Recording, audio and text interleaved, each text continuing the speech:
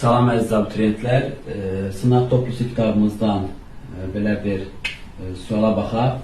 A-nı verib bizə 9 faktorial üstəgəl 10 faktorial, B-ni verib 8 faktorial üstəgəl 9 faktorial olarsa, əbob AB nəyə bərabərdir?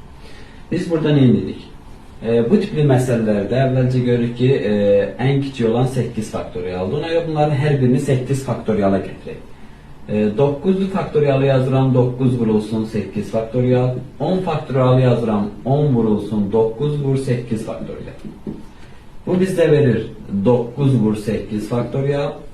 10 vur 9 da bizdə verir 90 vur 8 faktorial. Bu deyir 99 vur 8 faktorial. Deməli biz A-nı tapdıq neçə? 99 vur 8 faktorial.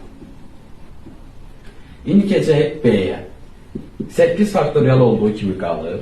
9 faktorialı yazıram, 9 vurulsun 8 faktorial. Bu deyir 8 faktorial mötərizə xaricində çıxanda 1 üstəgəl 9, 10 vur 8 faktorial. Deməli B-ni də tapdım, 10 vur 8 faktorial. İndi əbob AB-ni tapmaq üçün əbob 99 vur 8 faktorial və 10 vurulsun 8 faktorial. 8 faktorial ortaqdır bunlar üçün. Çıxarsaq qırağa qalır əbob 99 və 10. Və biz də bildik 99 və 10 qarşılıqlı sadə ədədlər olduğu üçün bunların əbobu 1-ə bərabərdir. Ona görə cavab eləyir 8 faktorial. Sağ olun, salamat qalın.